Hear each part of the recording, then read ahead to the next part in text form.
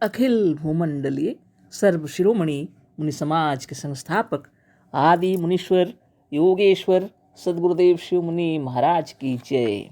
उपस्थित मुनि वृंद, साधु सज्जन वृंद, संत वृंद, साधक वृंद, आध्यात्म ज्ञान के जिज्ञासुओं और प्रेमियों, सभी श्रोता वृंद, आप सबको मेरा कोटिशः नमन, सप्रेम जय जीव। तो आध्यात्मिक चर्चा चल रही है और हम लोग सदगुरुदेव शिव मुनि महाराज रचित ग्रंथ सत्य सुंदर और स्वतंत्र विचार पर चर्चा कर रहे हैं। अध्याय 9 पर चर्चा हो रही है। लोग ईश्वर को क्यों मानने लगे, ये शीर्षक है गुरुदेव का। और इसी पर चर्चा हो रही है। कल हम लोगों ने जाना सदगुरुदेव जो बतलाए और हम लोग की आत्मा को समझ में आया कि जो कुछ भी है सब इसी आत्मा की कल्पना है। इसी आत्मा के अंदर मन है और सब मन की कल्पना है।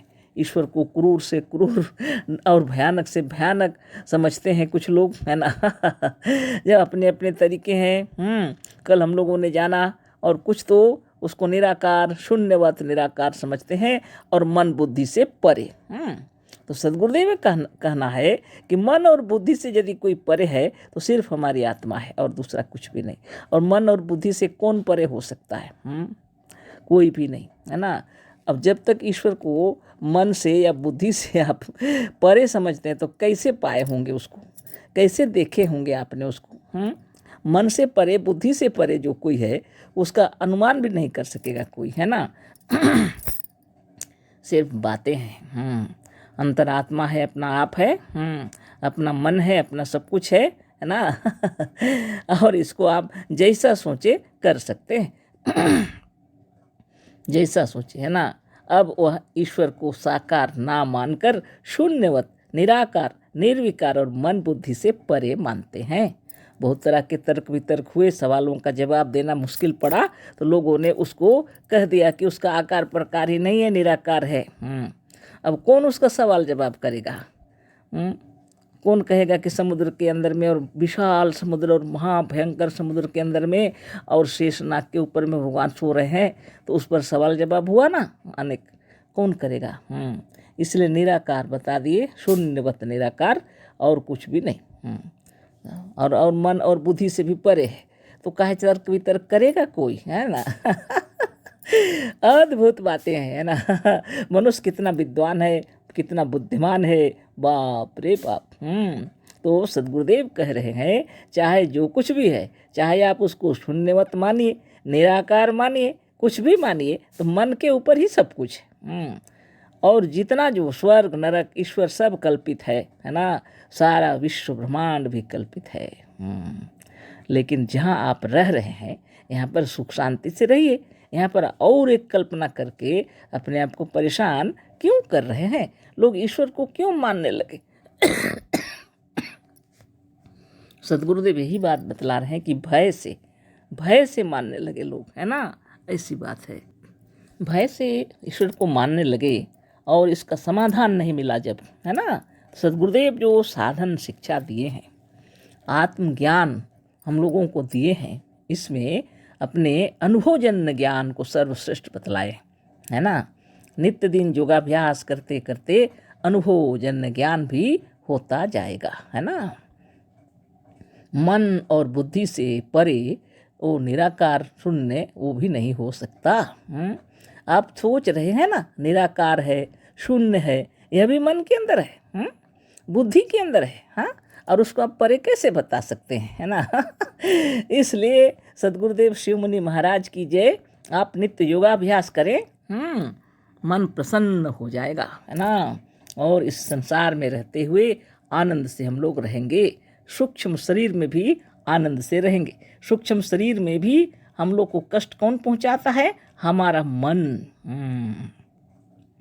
क्योंकि वह मनोमय दुनिया है और मनोमय संसार है और मनोमय शरीर भी है उस समय के लिए। और उस वक्त जैसा सोचेंगे वैसा ही होगा। तो क्यों इस तरह से सोचेंगे?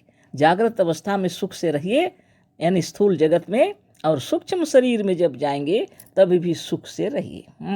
और जब इच्छा होगी तो शरीर धारण करेंगे। तो ऐसी बात नहीं है कि जब समाधि लगेगी, जब इच्छा होगी तभी आप शरीर धारण करेंगे, ऐसी बात नहीं है। अज्ञात शक्ति से जन्म मरण तो होते ही रहता है। लेकिन मनुष्य इतना विद्वान है कि वह इस बंधन से मुक्त होना चाहता है। मतलब अज्ञात शक्ति से जो जन्म मरण हो रहा है उस बंधन से छूट जाना चाहता है, ताकि वह अपनी इच्छानुसार, है ना, जन्म ले, इच्छानुसार शरीर धारण करे, मतलब, और इच्छानुसार शरीर का त्याग करे। मतलब स्थूल से सूक्ष्म और सूक्ष्म से स्थूल होने के लिए भी वह चाहता है कि अपनी इच्छा से हो, है ना। तो उस तरह का ज्ञान प्राप्त करने के लिए चक्र भेदन साधन ही करना पड़ेगा।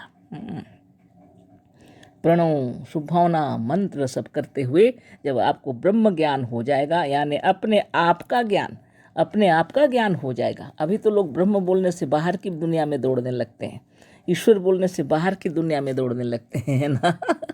लेकिन यह नहीं जानते कि स्वयं ही ईश्वर हैं। तो इसलिए गुरुदेव जो साधन बताए हैं उसको मन लगा कर रोज किया जाए। तो इसको पूरा कर देते हैं पढ़ करके, यह पाठ भी पूरा हो जाएगा अभी, है ना। तो इसको आगे पढ़ते हैं हम लोग। तो गुरुदेव जो लिखे हैं और एक बार पढ़ देते हैं। अब वह ईश्वर को साकार ना मानकर शून्यवत, निराकार, निर्विकार और मन बुद्धि से परे मानता है। मन बुद्धि से परे है, निराकार और शून्य है, तो है कैसे? पर नहीं, सब कहकर भी भयजनित अज्ञानवश लोग ईश्वर को मानते जाते हैं। हृदय में जब तक भय रहेगा, है ना, तब तक आप ईश्वर को मानते रहेंगे, क्योंकि आपको अपने ऊपर भरोसा नहीं है। इसलिए जब तक सच्चा ज्ञान नहीं होगा भय भी दूर नहीं होगा। जैसे अंधकार में रस्सी को देख करके सांप का भ्रम हो गया और भय से कांप रहे थे, वैसी स्थिति ही है ना। तो गुरुदेव जो आगे बतला रहे हैं, पढ़ते हैं। स्वातंत्र, स्वराज और मुक्ति की प्राप्ति के लिए उसके सामने नाक रगड़ते हैं, प्रार्थना करते हैं और उससे भिक्षा मांगते हैं। क्या बात है ना। अपनी स्वतंत्रता, स्वराज और मुक्ति के लिए उन्होंने जो भगवान को बना लिया है, मन से, कल्पना से, जैसे भी करके उसी के सामने नाक रगड़ते हैं और प्रार्थना करते हैं और भिक्षा मांगते हैं स्वतंत्रता। बताइए कैसे मिलेगा? स्वतंत्रता, स्वराज और मुक्ति मांगने से नहीं मिलती, मिलेगी क्या? स्वतंत्रता, स्वराज, ये सब मुक्ति, ये सब मांगने से नहीं मिलती है। वह किसी की कृपा से भी नहीं मिल सकती, पुरुषार्थ की जरूरत पड़ती है ना। वह किसी की कृपा से नहीं मिलती। मांगने से भिक्षा मिल सकता है तो ये मुट्ठी भर चावल या कुछ मिलेंगे, आपको महल अट्टालिका नहीं मिलेंगे, है ना। स्वतंत्रता और स्वराज अपने पास है। सद्गुरुदेव कह रहे हैं स्वतंत्रता और स्वराज अपने पास है, अपनी चीज है, अपने अधीन में है, जिसे हमने स्वयं बनाया है। उसी से भिक्षा मांगनी मूर्खता है। ईश्वर मिट्टी का हो या पत्थर का, हमारा ही बनाया हुआ है। चाहे मिट्टी का हो या पत्थर का हो, सब हमारा बनाया हुआ है। चाहे निराकार हो या साकार हो, सब हमारा बनाया हुआ है। हमने जैसा सोचा वैसा बना लिया ईश्वर को, उसका कोई अस्तित्व नहीं है, सिर्फ हमारे अंदर है, हमारे मन के अंदर है। मन से उसको निकाल दिए, मन शुद्ध निर्मल हो गए ना। हम स्वयं उसे गढ़कर अपने ऊपर बैठा लेते हैं, फिर उसी से अपनी मुक्ति की भीख मांगते हैं। वह क्या मुक्त करेगा? निराकार ईश्वर सर्वथा निराकार और शून्य है, वह केवल हमारी कल्पना है। बताइए, निराकार ईश्वर सर्वथा निराकार और शून्य, वह भी हमारी कल्पना है। और जिसको आप बना के रखें गढ़ के, और उसके सामने बैठ कर के प्रार्थना कर रहे हैं और मुक्ति मांग रहे हैं, क्या वह मुक्ति देगा आपको? अपनी ही कल्पना द्वारा अज्ञानवश हम अपने ऊपर अपना एक मालिक बैठा लेते हैं। अज्ञानवश हम लोग कल्पना करके अपने ऊपर एक मालिक, एक भगवान को बैठा के रखे हैं। कल्पित मालिक को हटाने के लिए बहुत बड़े सामान और सेना की आवश्यकता नहीं है, ये कल्पना से निकाल देना है बस। लड़ाई झगड़ा करना नहीं है, शास्त्र उठाने की आवश्यकता नहीं है। सद्गुरुदेव लिख रहे हैं, शस्त्र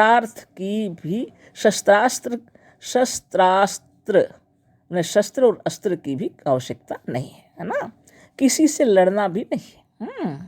हमारा मालिक कल्पित है, हमारा शासक कल्पित है, हमारा जो मालिक है कल्पित है, हमने कल्पना किया है। वो शासक, शासित, मालिक सब जितना है कल्पना है। आसमानी बादशाह, है ना, आसमान की तरह शून्य है। अतः हमारा बंधन भी शून्य और कल्पित है। तो जिस बंधन में बंधे हुए वह भी शून्य और कल्पित है।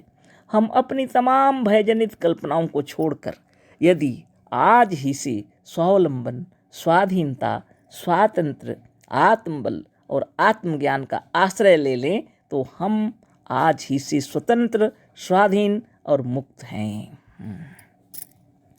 बहुत बड़ा ज्ञान दिए हैं गुरुदेव, है ना। सिर्फ अपने आप को जान लेना चाहिए और अपनी तमाम भयजनित जितने कल्पनाएं हैं उन सबको छोड़ दीजिए। नित्य ही योगाभ्यास कीजिए, यही बहुत बड़ा पुरुषार्थ है। नित्य सवेरे समय अनुसार उठिए और योगाभ्यास कीजिए और 24 घंटे अच्छे से काम कीजिए।